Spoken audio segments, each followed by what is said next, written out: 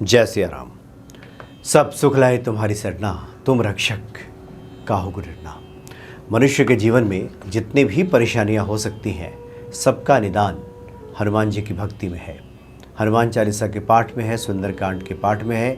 हनुमान जी से संबंधित जितने भी विधियां बताई गई हैं, मंत्र बताए गए हैं, किसी भी एक मंत्र, किसी भी एक विधि, किसी भी एक पाठ के प्रति समर्पित भाव से कोई लग जाए, उन पाठों को करे, तो इसमें कहीं कोई दो राय नहीं है कि वो व्यक्ति संकटों से मुक्त न हो जाए, संकटों से छूट न जाए। हनुमान जी संकटों से छुड़ा लेंगे ऐसे व्यक्ति को। हनुमान चालीसा की एक बहुत ही महत्वपूर्ण चौपाई है। इस चौपाई का संपुट लगाकर अगर हनुमान चालीसा का पाठ किया जाए तो निश्चित तौर पे कैसा भी संकट हो, उन सभी संकटों का निवारण हो जाता है। और ये वो चौपाई है, संकट ते हनुमान छुड़ावे, मन क्रम वचन ध्यान जुलावे।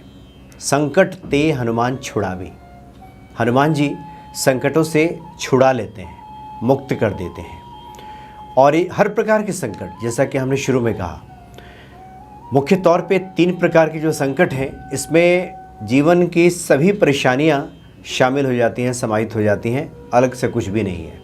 ये 3 ही प्रकार के संकट हैं व्यक्ति के जीवन में। पहला जो है आध्यात्मिक संकट है।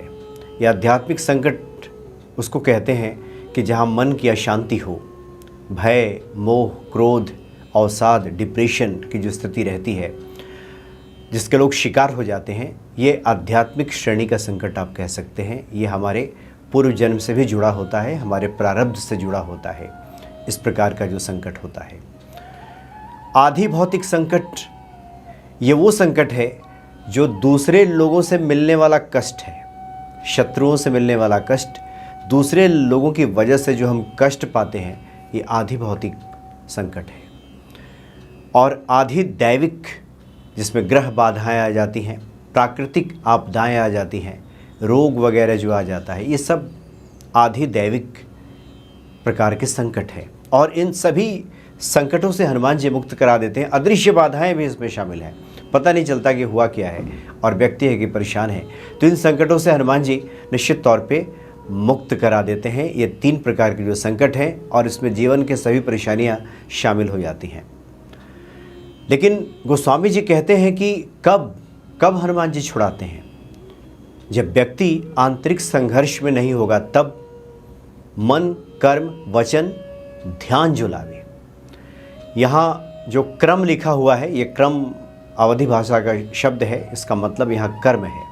यानी मन से, कर्म से, वचन से और ध्यान से जो एकता कर लेते हैं, जो एका कर लेते हैं, जो आपस में मिला देते हैं, उनको हनुमान जी संकटों से छुड़ा लेते हैं।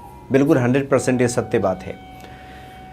मन, कर्म, वचन की एकता जब हो जाती है तो हनुमान जी संकटों से छुड़ा लेते हैं। नहीं तो होता यह है कि हम मन से कुछ और होते हैं, मतलब हमारे जो विचार हैं वो कुछ और होते हैं, वाणी हमारी कुछ और होती है, हम बोलते कुछ और हैं, कर्म करते कुछ और हैं। इन तीनों का एका नहीं बैठता, और ध्यान फिर नहीं रहता, ध्यान कहीं और रहता है, और जिसकी वजह से संकट में व्यक्ति पड़ा रहता है। फिर ऐसे ही लोग फिर कहते हैं कि हम तो बहुत दिनों से पाठ कर रहे हैं, हमने हनुमान जी के ये अनुष्ठान कर लिया, ये पूजा कर लिया, इतना मंत्र जप कर लिया, लेकिन ऐसा नहीं हुआ, समस्याएं खत्म नहीं हुई।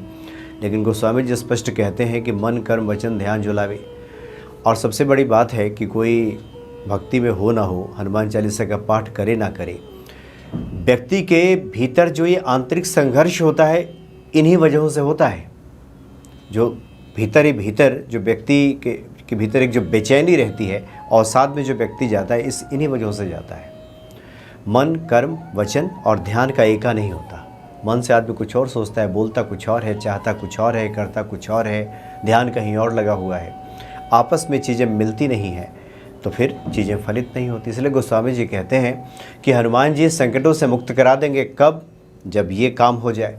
लेकिन सवाल ये है कि लोगों का तो ऐसे ही ये सब एका नहीं रहता, तो फिर वो कैसे एका हो? तो इसका दूसरा अर्थ, भावार्थ ये भी है कि जो लोग हनुमान जी की शरण में रहते हैं, इस चौपाई का जप करते हैं, संपुट लगा करके पाठ करते हैं, उनके जीवन में ये एका दिखाई देने लगती है। यानी मन, कर्म, वचन और ध्यान आपस में इसका अलाइनमेंट होने लगता है, आपस में इसका तारतम्य बैठने लगता है।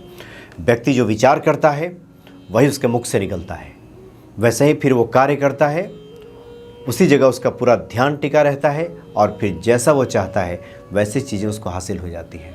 तो हनुमान जी की भक्ति में इतनी शक्ति है कि अगर कोई व्यक्ति आंतरिक संघर्ष से जूझ रहा, बहुत से लोगों से हमारी बात होती है, बातचीत के क्रम में हम देखते हैं कि ज़्यादातर लोग आंतरिक संघर्ष में ही उलझे हुए हैं। अपने ही मन के कई हिस्से हैं, अपने ही जो मन है वो कई हिस्सों में बटा हुआ है। कभी ये कुछ कहता है, कभी कुछ कहता है। व्यक्ति कभी कुछ करता है, कभी कुछ करता है, काम भी करता है, सफलता को लेकर के संदेह भी करता है। हनुमान जी के बारे में सब बातें बता दीजिए, हनुमान यंत्र की महिमा बता दीजिए, फिर भी लोग लिख करके भेजते हैं हो जाएगा ना। तो महिमा जानने का मतलब ही यही है कि पूर्ण भक्ति हो जाए, पूर्ण समर्पण हो जाए, हनुमान जी पे भरोसा हो जाए।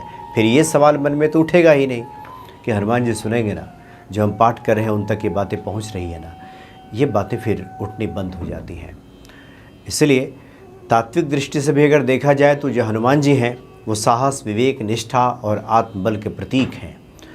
जो उनकी शरण में रहता है, जो उनकी भक्ति करता है, ऐसे भक्त के जीवन में आत्मबल की वृद्धि हो जाती है, साहस की वृद्धि हो जाती है, विवेक की वृद्धि हो जाती है। विवेक का यहाँ तात्पर्य यह है कि उसके लिए क्या करणीय है, क्या अकरणीय है, मतलब क्या उसको करना चाहिए, क्या नहीं करना चाहिए, उसकी बुद्धि में ये बात आने लगती है। निष्ठा उसकी जम जाती है। निष्ठा सिर्फ ईश्वर के लिए ही आवश्यक नहीं है, निष्ठा तो हर कार्य में चाहिए।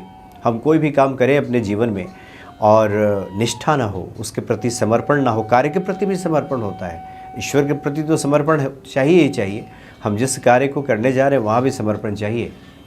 तो ये सब जो गुण है वो हनुमान जी ऐसे भक्तों में उतारने लगते हैं, प्रदान करने लगते हैं और फिर ऐसा व्यक्ति सफल हो जाता है।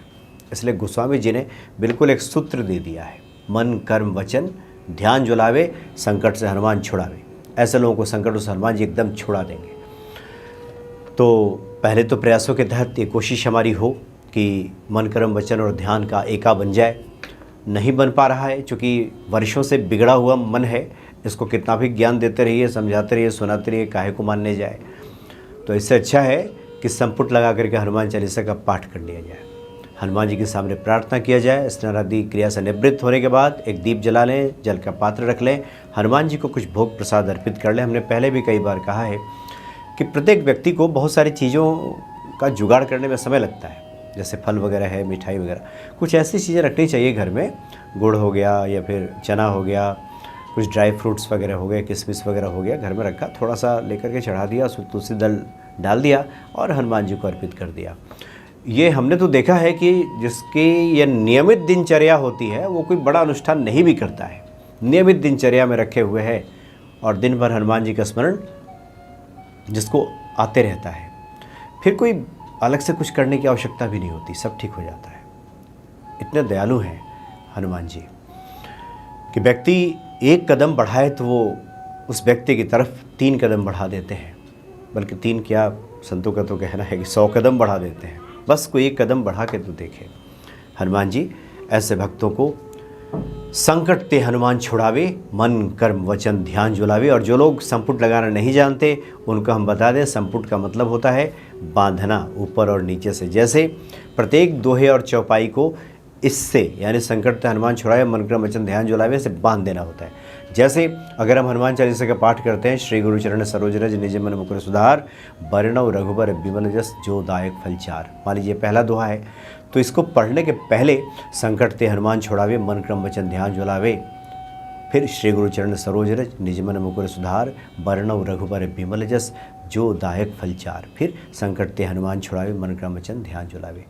अब दूसरा आएगा तो दूसरा वाला दोहा आएगा तो उसके पहले फिर एक बार पढ़ेंगे, संकट ते हनुमान छुड़ावे मन क्रम वचन ध्यान जुलावे।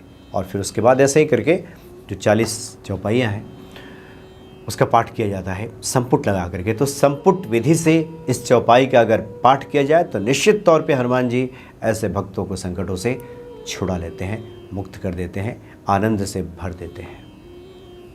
जय सिया राम।